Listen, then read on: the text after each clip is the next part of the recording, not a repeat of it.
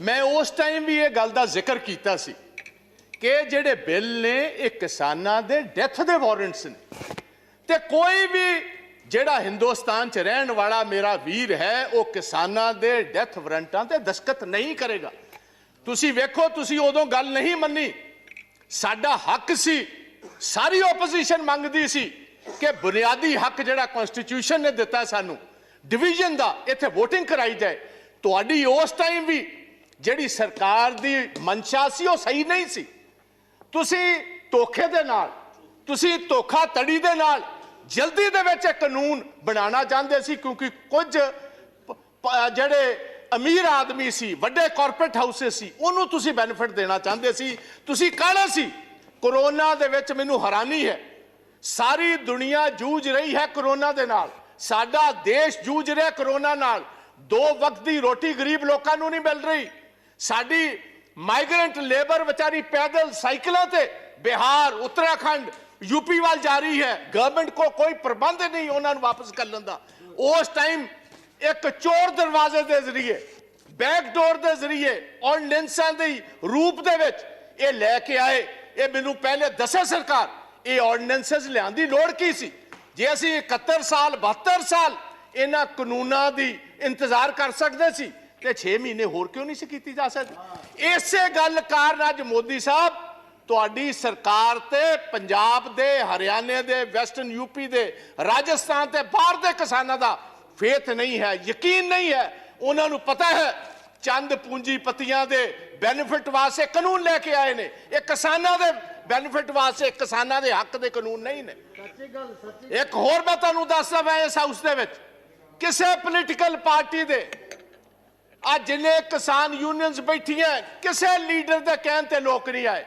ये जन अंदोलन है। हर घर दे विच अपने आप लोगों ने अपने ट्रैक्टरों में डीजल पाया। हर पंजाब के किसान ने फी एकड़ 500 रुपया इकट्ठा करके ये सारे किसान यूनियन के लीडर्स नूं दिता। मैनूं अफसोस है इस हाउस च कहना पैंदा, मनोज जी 1971 दे विच बांग्लादेश की लड़ाई दे विच असीं 93,000 पाकिस्तानियों नूं एज वॉर प्रिजनर्स लिया। 2 साल असीं उन्हां नूं रोटी भी दिती, पानी भी दिता, बैडिंग भी दिती, लॉजिंग भी दिती।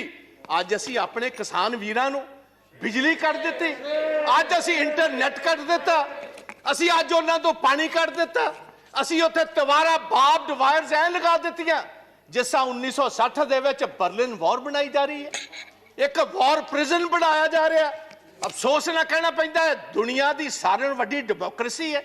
ये चीज़ां अफगानिस्तान विच वेखियां सी, ये चीज़ां इराक दे विच सदाम हुसैन दे वेले वेखियां सी, ये लिबिया दे विच कर्नल गद्दाफी वेले वेखियां सी, ये युगांडा दे विच इदी मीन वेले वेखियां सी, ये महात्मा गांधी दे देश च कदी किसी ने सपने विच भी नहीं वेखियां जो साडे किसान वीरां नाल हो रहा। साडियां मातावां, साडियां भैणां, साडे बच्चियां समेत अज दिल्ली दे बार्डरां ते बैठियां ने।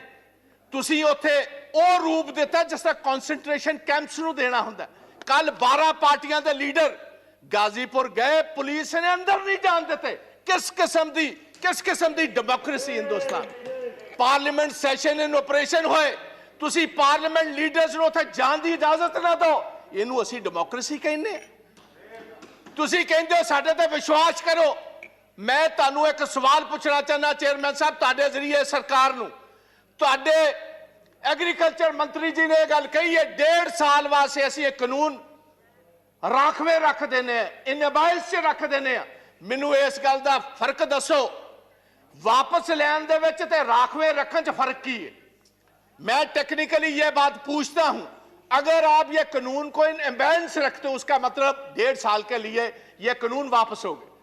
अगर ये वापस हो गए तो भैया क्या आप अकेला बूझ का सवाल बनाए बैठे हो कि किसान माफी मांगेगा तब हम मानेंगे? आप ये बात कहने को तैयार हो हम अपने इन कानून में तरमीम करने को तैयार है? असी तरमीम करने तैयार होता मतलब है कानूना विच वड्डी कमी है। आपने खुद कबूल किया इसमें बहुत सारी कमी है। अगर कमी है तो वापस क्यों नहीं लेते? और मैं मोदी जी को यह गुजारिश करूंगा, मोदी साहब तुहाडी कांग्रेस के नाल ते कोई अदावत हो सकती है, ਤੁਹਾਡੀ ਆਪੋਜੀਸ਼ਨ ਪਾਰਟੀਆਂ ਨਾਲ ਦਾਵਤ ਹੋ ਸਕਦੀ ਹੈ। ਹਿੰਦੁਸਤਾਨ ਦਾ ਕਿਸਾਨ ਤੇ ਉਹ ਜਿਹਨੇ ਤੁਹਾਨੂੰ ਵੋਟਾਂ ਪਾ ਕੇ ਕਾਮਯਾਬ ਕੀਤਾ, ਤੁਹਾਡੀ ਉਹਦੇ ਨਾਲ ਕੀ ਦਾਵਤ ਹੈ? ਪ੍ਰਧਾਨ ਮੰਤਰੀ ਜੀ ਅੱਜ ਮੌਕਾ ਹੈ, ਦੂਜੀ ਵਾਰ ਤੁਸੀਂ ਪ੍ਰਧਾਨ ਮੰਤਰੀ ਬਣੇ ਹੋ, ਅੱਜ ਮੌਕਾ ਸਟੇਟਸਮੈਨ ਬਣਨ ਦਾ। ਸਟੇਟਸਮੈਨ ਅੱਜ ਤੁਹਾਡੇ ਕੋਲ ਮੌਕਾ ਇੱਕ ਵਾਰ ਫੇਰ ਸਰਦਾਰ ਪਟੇਲ ਵਾਲੀ ਜਗ੍ਹਾ ਲੈਣ ਦਾ। ਉਹ ਵੀ ਗੁਜਰਾਤ ਦਾ ਇੱਕ ਪੁੱਤਰ ਸੀ ਜਿਹਨੂੰ ਲੋਕ ਵੱਲਭ ਭਾਈ ਪਟੇਲ ਨੂੰ ਸਰਦਾਰ ਦੇ ਟਾਈਟਲ ਨਾਲ ਜਾਣਦੇ। ਅੱਜ ਤੁਹਾਡੇ ਕੋਲ ਮੌਕਾ ਹੈ, ਆਓ ਚਲੋ, ਮੈਂ ਤੁਹਾਡੇ ਨਾਲ ਚੱਲਣਾ। ਚਲੋ ਸਿੰਘੂ ਬਾਰਡਰ। ਕਿਸਾਨ ਜੇ ਤੁਹਾਡੇ ਨਾਰੇ ਨਾ ਮਾਰਨਗੇ ਕਹੋ मैं ਤੁਹਾਡੇ बेनिफिट वास्ते लेके आया सी। जे तुसी नहीं कबूल दे, अगर आप समझते हो ये आपके हक के नहीं है, भाई मैं वापस लेता हूं। इसमें आपका बड़ापन होगा। दरिया दिली जो लीडर होता है वो उसका सीना भी उतना बड़ा होना चाहिए, दरिया दिल होना चाहिए उसको। दरिया दिली दिखाइए। आज आपको स्टेट्समैन बनने की जरूरत है। प्रधानमंत्री तो आप सेकंड टाइम बन गए। आज सारा देश इंतजार करता है कि मोदी साहब कब आएंगे। वो तोमर साहब की बात पर यकीन नहीं करते।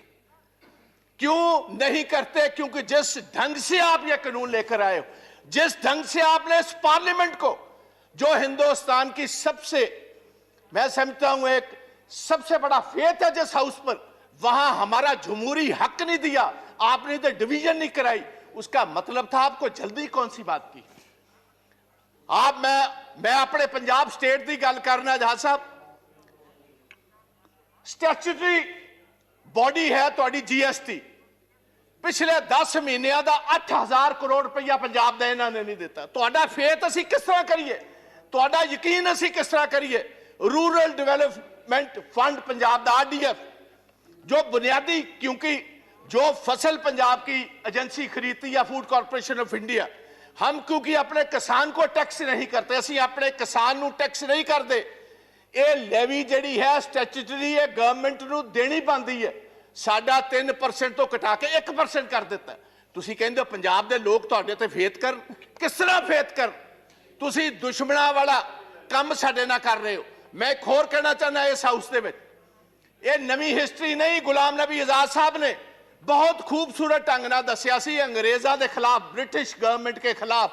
देवगौड़ा जी 6-7 बड़ी मूवमेंट हुई एग्रीकल्चर, जिसको लीड महात्मा गांधी वल्लभ भाई पाटिल साहब करते रहे, और सभी जगह पर ब्रिटिश को अपना पैर पीछे खींचना पड़ा और जिम्मेदारों की बात माननी पड़ी।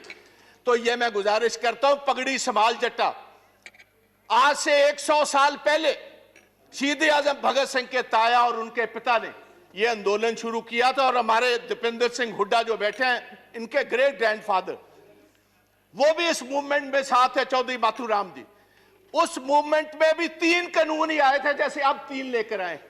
9 महीने मूवमेंट चली और अंग्रेजों को भी अपने घुटने टेकने पड़े, गोडे टेकने पे। मैं इस पवित्र सदन के विचों कहना चाहना, यही जिक्र सा सुखदेव सिंह ढींडसा ने किया। लाल किले दे उत्ते जो कुछ होया 26 जनवरी नूं, सानू बड़ा अफसोस, सानू बड़ा दुख है। As a Punjabi, as a Sikh, I condemn that whole incident what happened. सानू तुसी नैशनैलिटी ना सिखाओ। नेशनलिज्म साडा हर एक बच्चा हर महीने नेशनल फ्लैग में लिपटकर हर महीने पंजाब और हरियाणा का आता है। मेरे अपने पिता जो फॉर्मर मिनिस्टर थे, 5 लोगों के साथ पंजाब में 1987 में उनकी शहादत हुई। मेरे अपने बड़े भाई जो ब्रिगेडियर हैं इंडियन आर्मी के, retired, he was the one who was commanding the 192 mountain brigade, जिसने देश के लिए ये टाइगर हिल जीती। He was commanding 192 mountain brigade.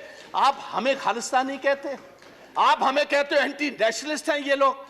और मैं ये चाहूंगा on the floor of the house, I demand कि इधर एक सुप्रीम कोर्ट का सिटिंग जज टाइम बाउंड एक इंक्वायरी करे 2 महीने में, ये बताए वो कौन सी ताकतें हैं जिन्होंने, क्योंकि ये जितनी किसान जथेबंदियां हैं, इनको टाइम दिया गया था 10 बजे सभी स्टार्ट होंगी दिल्ली के इर्द गिर्द जलूस जो एक पुलिस के साथ, और 8 बजे कुछ शरारती एलिमेंट्स को यह इशारा कर दिया गया कि जो आपको दिया हुआ रूट है उस पर चलने की जरूरत नहीं, आप तोड़ो इस रूट को, बैरिकेडिंग तोड़ो। सीधी आईटीओ पर पहुंचो, किसी को गद्दार कह रहे हो, किसी को आप एंटी नेशनल कह रहे हो। पहले सोचना, और ऐसा मैं गुजारिश करना चाहूंगा गवर्नमेंट, ऐसा काम मत करो। दुश्मन हमारे बहुत हैं, जो हमारी फॉरेन पॉलिसीज हैं। आप पाकिस्तान को तो छोड़ ही दीजिए भाई, सारा अरब वर्ल्ड आपके खिलाफ, चाइना आपके खिलाफ, रशिया आपके उल्ट चल रहा है। जाकर आपने वोट ट्रंप की मांगी, बाइडेन आपके खिलाफ। वो आपके साथ भाई कौन है? अगर कुछ आपके साथ नेशनलिस्ट हो गए, आप उनको भी तोड़ना चाहते हो, उनको भी डराना चाहते हो, उनको भी धमकाना चाहते हो, ये कभी नहीं चलेगा। और पंजाबी और सिख विशेष तौर प्यार से तो बात आपकी मान सकते, डर से, डरावे से, बंदूक से, तोप से ये डरने वाली कौमें नहीं। इन्होंने तो सारी हिस्ट्री ही शहादत की है। तो मेरी गुजारिश है, ये ब्लैक लॉज वापस लीजिए, ये काले कानून वापस लीजिए। प्रधानमंत्री जी, आप कहते हो मैं एक कॉल अवे हूं। भाई, किसी के पास आपका नंबर है? किसके पास आपका नंबर है? आप क्यों नहीं इन किसान जथेबंदियों को, ये मेंबर्स ऑफ पार्लियामेंट, इनको साथ लेकर चलिए, हम चलते हैं आपके साथ। आओ, आपके जय जयकार के वहां नारे लगवाएंगे।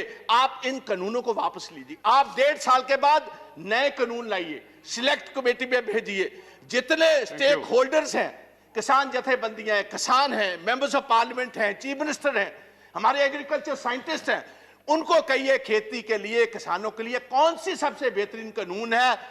कॉर्पोरेट्स के लिए नहीं, कॉर्पोरेट्स को हम बेनिफिट नहीं देंगे। हम किसानों के बेनिफिट के लिए कानून लाओ, हम आगे होकर आपकी मदद करेंगे। इजाजत ले लूंगा। कहते ने चीर देंदे ने पहाड़, हुंदा जिन्हां नूं जनून, रह के मंजिलां तो दूर किथे मिलदा है सुकून। हारदे नहीं हुंदे मर्द दलेर, बस हौसला बना के तुसी किसान वीरो रखियो। असी जितांगे जरूर, जंग जारी रखियो। असी जितांगे जरूर, जंग जारी रखियो। जय हिंद, जय जवान, जय किसान। वाहेगुरु जी का खालसा, वाहेगुरु जी की फतेह। प्रताप सिंह बाजवा जी।